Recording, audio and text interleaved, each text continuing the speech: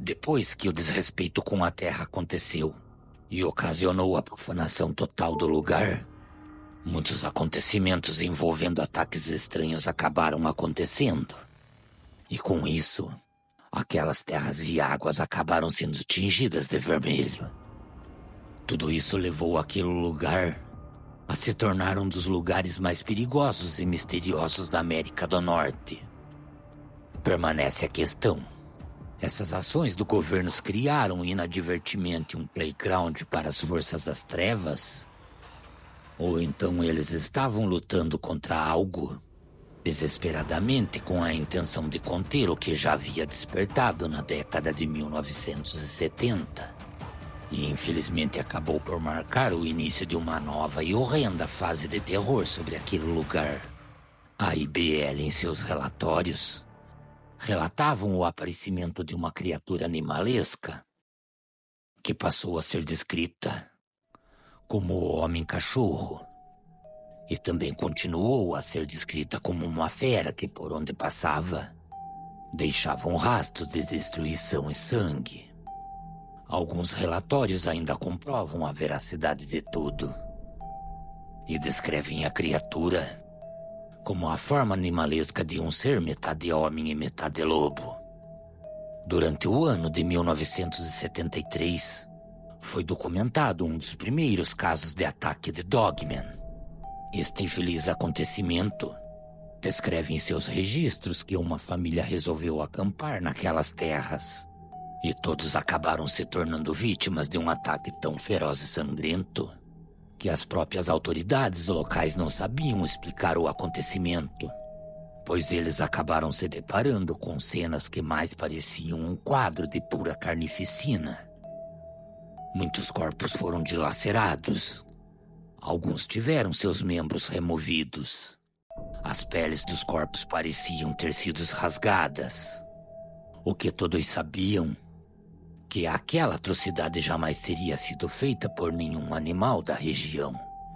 Nenhum animal conhecido até então.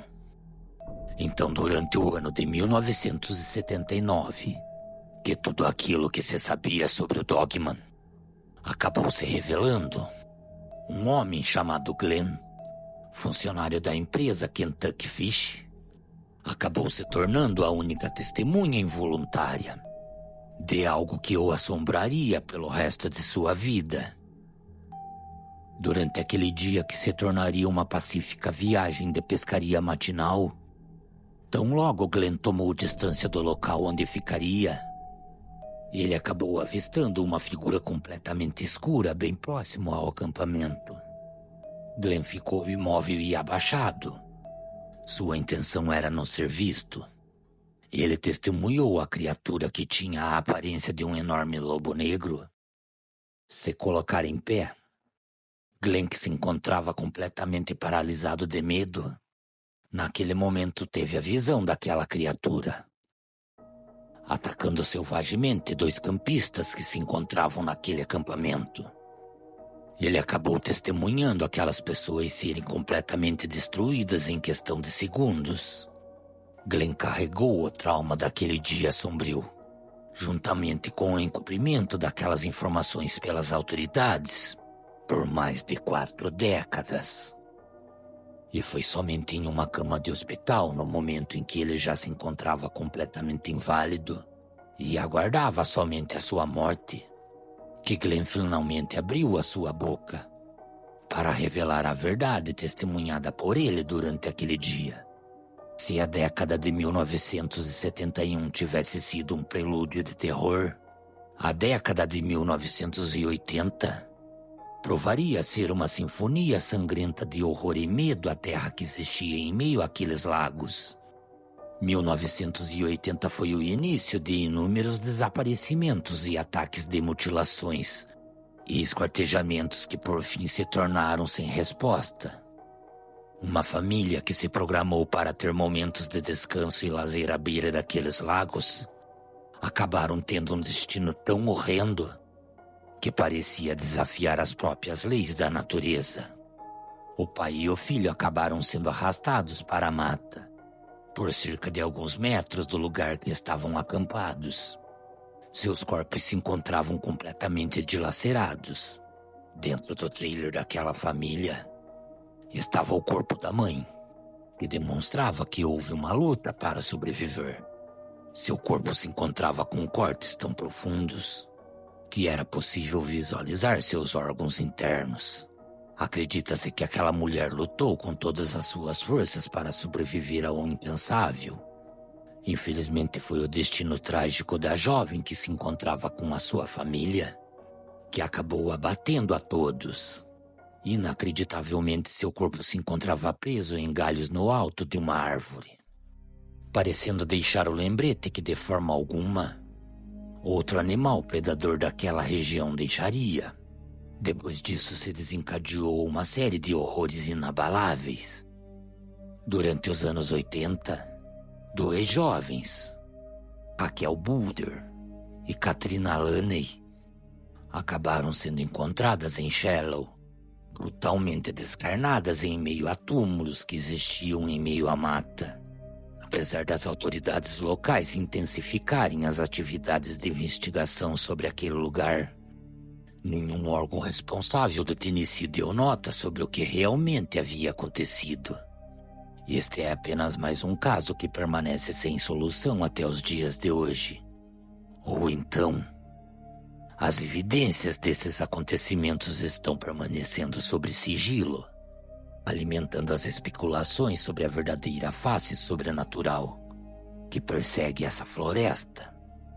Inacreditavelmente, as mortes horrendas naquele lugar não pararam, e algo ainda mais assustador acabou acontecendo no ano de 1982. Um evento acabou sendo conhecido como o Massacre do IBL. Toda a carnificina ocorreu em um lugar que era conhecido como Camping das Estrelas. Uma família de 4 pessoas acabaram sendo vítimas de um ataque de brutalidade inimaginável. O ocorrido foi tão sangrento que as autoridades locais acabaram pedindo ajuda de 2 legistas de cidades vizinhas, pois esta era a única forma de preencher a papelada e também processar a carnificina. Os ferimentos que ocasionaram as mortes das vítimas desafiavam qualquer explicação, pois de certa forma não correspondiam aos padrões de qualquer animal conhecido daquela região. Foi este incidente que deu origem a um relato de uma testemunha ocular, que relatou o aparecimento de um ser metade homem e metade cachorro. Um homem chamado Derek constatou que, após conseguir se esconder para não ser morto, acabou fornecendo um relato maligno. 2 eventos que aconteceram em plena luz do dia. De acordo com Derek, ele estava limpando a sua arma em meio à mata. Sua intenção era praticar tiro ao alvo. Foi então que ele acabou sendo surpreendido pelos gritos de uma família que estava bem próxima ao local que ele se encontrava. Tão logo ele se aproximou do trailer da família, ele acabou vendo uma criança que depois acabou sendo reconhecida, e seu nome era Nathanael. Nathanael foi atacado e morto por uma grande criatura negra. Em uma tentativa desesperada de salvar o menino, seu pai acabou pegando a sua espingarda e atirou na fera, o acertando o peito. Derek acabou revelando que o tiro acabou deixando a criatura ainda mais descontrolada.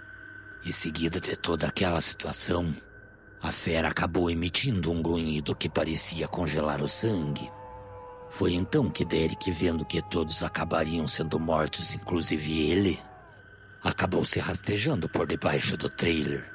E de lá ele passou a ouvir os momentos finais daquela família.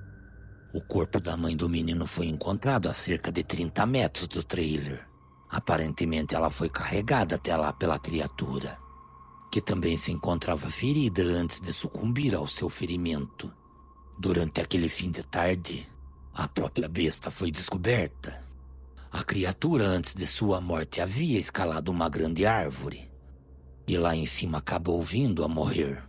Em todos estes acontecimentos, uma realidade muito maior começou a emergir da floresta. Então não foi apenas caso comumente isolado, o que os pesquisadores vinham criptografando para tentar entender, os caçadores acabaram por descobrir que tudo o que vinha acontecendo naquele lugar era nada menos do que uma guerra mortal, um conflito primitivo e selvagem, que vinha acontecendo há muitas décadas.